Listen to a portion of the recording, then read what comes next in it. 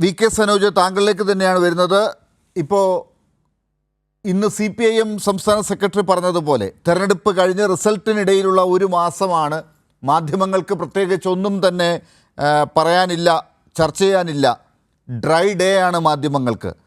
പ്രതിപക്ഷ നേതാവിൻ്റെയും KPCC പ്രസിഡൻ്റെയും ആവേശം കാണുമ്പോൾ അത് മാധ്യമങ്ങളുടെ മാത്രം ഡ്രൈ ഡേ ആണ് എന്ന് പറയാനാകുന്നുണ്ടോ വി കെ സനോജ്?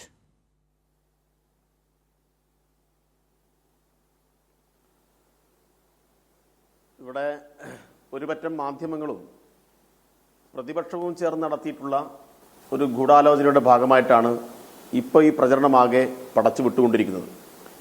നമ്മൾ കഴിഞ്ഞ കുറച്ച് നാളുകളായി ഇതുപോലെയുള്ള ഒരുപാട് ആരോപണങ്ങൾ അവർ മുന്നോട്ട് വെക്കുന്നുണ്ട്. നമ്മൾ മറന്നുപോയിട്ടില്ല. ഒരു സുപ്രഭാതത്തിൽ നമ്മൾ കേട്ട ഒരു വാർത്ത, ആരോഗ്യമന്ത്രിയുടെ ഓഫീസ് കേന്ദ്രീകരിച്ച് ആരോഗ്യമന്ത്രിയുടെ അഡീഷണൽ പ്രൈവറ്റ് സെക്രട്ടറിയുടെ നേതൃത്വത്തിൽ വമ്പിച്ച തോതിൽ പണം പിരിക്കുന്നു, കോഴ ചോദിക്കുന്നു. എന്നിട്ട് ഒരുപാട് വാർത്തകൾ, അതുമായി ബന്ധപ്പെട്ട ചർച്ചകളെല്ലാം നടത്തി. വളരെ കൃത്യമായും പോലീസ് നടത്തിയിട്ടുള്ള അന്വേഷണത്തിൽ ആരാണ് ഇപ്പോൾ ജയിലിൽ കിടക്കുന്നത്, ആരുടെയെല്ലാം പേരിലാണ് കേസെടുത്തത്, ആരായിരുന്നു ഇത്തരം വാർത്തകൾക്ക് പിന്നിൽ, അതിൻ്റെ താല്പര്യം എന്ത് എന്ന് പിന്നീട് ബോധ്യപ്പെട്ടു. പക്ഷെ ബോധ്യപ്പെടുമ്പോഴേക്കും അവർ മുന്നോട്ട് വെച്ച ഈ വാർത്ത വലിയ രൂപത്തിൽ നമ്മുടെ നാട്ടിൽ പ്രചരിച്ചിരുന്നു. അതുപോലെ തന്നെയുള്ള ഒരു ആരോപണമായിട്ട് ഈ ആരോപണം വരികയാണ്. ഇപ്പോൾ ബഹുമാനപ്പെട്ട മന്ത്രി തന്നെ പൊതുസമൂഹത്തിന് മുന്നിൽ വളരെ കൃത്യമായി പ്രഖ്യാപിച്ചു, ഈ വർഷത്തെ മദ്യനയം സംബന്ധിച്ച് ഒരു ചർച്ചയോ ആലോചനയോ പ്രാഥമികമായി പോലും നടത്തിയിട്ടില്ല. അപ്പോൾ പ്രാഥമികമായിട്ടുള്ള ആലോചന പോലും നടക്കാത്ത ഒരു വിഷയത്തെ മുൻനിർത്തിയിട്ട് വാർത്തകളുടെ ഒരു കുത്തൊഴുക്കാണ് ഇന്ന് നമ്മൾ കണ്ടുകൊണ്ടിരിക്കുന്നത്. ഇങ്ങനെ ഒരു സംഭവം വീണ് കിട്ടിയ ഒരവസരമായിട്ട് പല ആളുകളും ഇവിടെ ഉപയോഗിക്കുകയാണ്. പക്ഷെ അവരെല്ലാം പഴയതുപോലെ തന്നെ നിരാശരാവേണ്ടി വരും എന്നല്ലാതെ മറ്റൊന്നും അവരോട് പറയാനില്ല. ഇടതുപക്ഷ സർക്കാരിൻ്റെ മദ്യനയം സംബന്ധിച്ച് നമുക്കെല്ലാം ഏത് ആൾക്കും വളരെ കൃത്യമായും മനസ്സിലാക്കാൻ വേണ്ടി കഴിയുന്നത് മാത്രമേ ഉള്ളൂ. എന്താണ് ഏതെങ്കിലും തരത്തിൽ ബാർ മുതലാളിമാരെ സഹായിക്കുന്ന എന്തെങ്കിലും തീരുമാനം ഈ കഴിഞ്ഞ ഇടതുപക്ഷ ഗവൺമെൻറ് കാലത്ത് ഇവിടെ സ്വീകരിച്ചിട്ടുണ്ടോ? ഒരു സമീപനവും സ്വീകരിച്ചിട്ടില്ല എന്ന് മാത്രമല്ല, അവർക്ക് UDFൻ്റെ കാലത്തിൽ നിന്നും അല്പം ബുദ്ധിമുട്ടുണ്ടാക്കുന്ന തീരുമാനങ്ങൾ മാത്രം സ്വീകരിച്ചു എന്ന് മാത്രമേ നമുക്ക് കാണാൻ വേണ്ടി കഴിയൂ. അപ്പോൾ അത് ലൈസൻസിൻ്റെ ഫീസിൻ്റെ കാര്യത്തിലായി കഴിഞ്ഞാൽ, ഇപ്പോൾ ലൈസൻസിൻ ഫീസ് വർദ്ധിപ്പിക്കുമെന്ന് പറഞ്ഞിട്ടാണല്ലോ UDFൻ്റെ കാലത്തെ അന്നത്തെ എക്സൈസ് മന്ത്രിയായിട്ടുള്ള ബാബു പണം വാങ്ങിയത്. മദ്യനയം പ്രഖ്യാപിക്കുന്നതിന് മുന്നേ തന്നെ ബാർ മുതലാളിമാരുടെ യോഗം വിളിച്ചു ചേർത്തു. എന്നിട്ട് പറഞ്ഞു, ഞങ്ങൾ ഇത്ര ടാക്സ് ആണ് ഉദ്ദേശിക്കുന്നത്. അപ്പോൾ ബാർ മുതലാളിമാർ പറഞ്ഞു, അയ്യോ അത്ര ടാക്സ് വർദ്ധിപ്പിച്ചാൽ ഞങ്ങൾക്ക് ബുദ്ധിമുട്ടാവും. എന്നാൽ പിന്നെ നിങ്ങളെ ബുദ്ധിമുട്ട് പരിഹരിക്കണമെങ്കിൽ വർദ്ധിപ്പിക്കാൻ ഉദ്ദേശിക്കുന്ന ടാക്സിൻ്റെ ഒരു നിശ്ചിത ശതമാനം എനിക്കിങ്ങോട്ട് തന്നാൽ മതി. പറഞ്ഞല്ലോ, ബാർ മുതലാളിമാർക്ക് വേണ്ടിയിട്ട് ഇദ്ദേഹത്തിന് പണം കൊണ്ടുകൊടുത്തു എന്നും അതുമായി ബന്ധപ്പെട്ട കേസുകൾ ഇപ്പോഴും നടക്കുകയാണല്ലോ. ആ കേസിലൊന്നും അന്തിമമായി വിധി പ്രസ്താവം നടന്നു കഴിഞ്ഞിട്ടില്ല.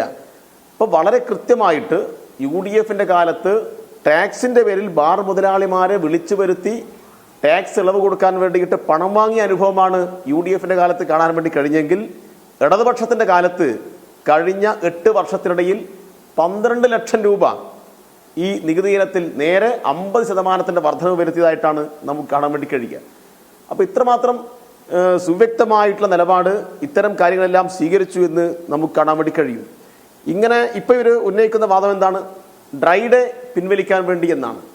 യഥാർത്ഥത്തിൽ ഈ ശബ്ദ സന്ദേശത്തിൻ്റെ ഉറവിടം സംബന്ധിച്ച് ഗൗരവമായി പരിശോധിക്കണം.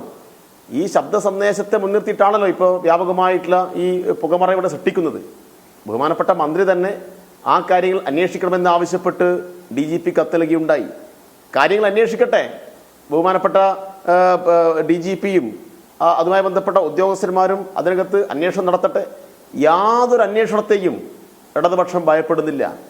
ഇനി ഇതുമായി ബന്ധപ്പെട്ട ആരെങ്കിലും പണപ്പിരിവോ അതുമായി ബന്ധപ്പെട്ട കാര്യങ്ങളോ നടത്തിയിട്ടുണ്ടെങ്കിൽ ആ കാര്യവും അങ്ങനെ പണപ്പിരിവ് നടത്തിയ ആളുകളും നിയമത്തിന് മുമ്പിൽ വരട്ടെ. ആ അന്വേഷണത്തൊന്നും ഒരു വിധത്തിൽ ഇടപെടൽ നടത്താൻ ഗവൺമെന്റ് ഉദ്ദേശിക്കുന്നില്ല.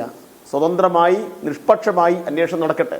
ഇവിടെ ഒറ്റ കാര്യം മാത്രമേ ഉള്ളൂ, ഇടതുപക്ഷത്തെ വേട്ടയാടാൻ വേണ്ടിയിട്ട് കുറേ കാലമായി പലതരത്തിലുള്ള പരിശ്രമങ്ങൾ നടത്തിക്കൊണ്ടിരിക്കുകയാണ്.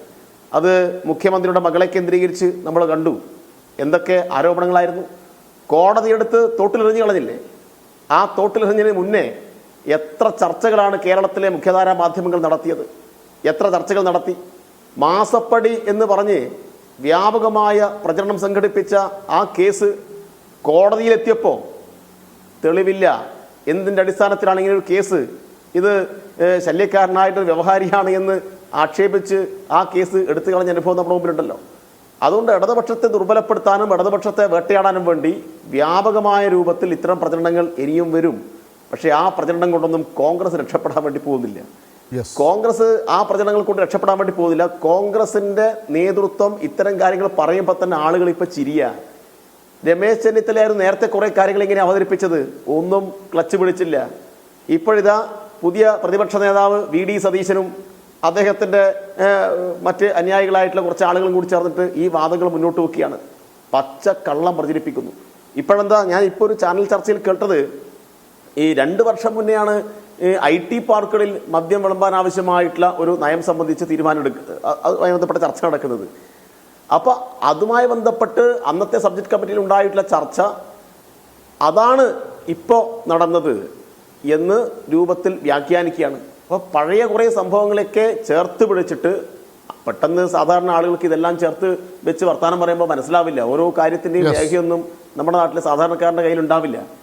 പക്ഷേ അങ്ങനെയുള്ള പ്രചരണം സംഘടിപ്പിച്ച് 2019 മദ്യനയം, അപ്പോൾ IT പാർക്കുകളിൽ മദ്യം കൊടുക്കാൻ ആവശ്യമായ തീരുമാനം, ഇപ്പം ബാംഗ്ലൂർ ഉൾപ്പെടെയുള്ള IT നഗരങ്ങളിലൊക്കെ മദ്യം കൊടുക്കുന്നുണ്ട്. സ്വാഭാവികമായിട്ടും അന്ന് അതുമായി ബന്ധപ്പെട്ട ഒരു ചർച്ച നടന്നിരുന്നു. അതുമായി ബന്ധപ്പെട്ട നിയമസഭാ സബ്ജക്ട് കമ്മിറ്റിയൊക്കെ ചേരുകയും അതുമായി ബന്ധപ്പെട്ട ചർച്ചകൾ മുന്നോട്ട് പോയി.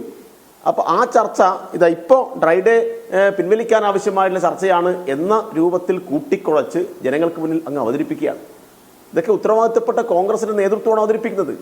അതുകൊണ്ട് ഇത്തരം വ്യാജ ആരോപണങ്ങൾ, കള്ളപ്രചരണങ്ങൾ തുടർച്ചയായി UDFും ഒരുപറ്റ മാധ്യമങ്ങളും ഇവിടെ നടത്തിക്കൊണ്ടിരിക്കുകയാണ്. ഇത് ജനങ്ങൾക്ക് മുന്നിൽ നിലനിൽക്കില്ല എന്ന കാര്യത്തിൽ ഒരു തർക്കവുമില്ല. ശരി.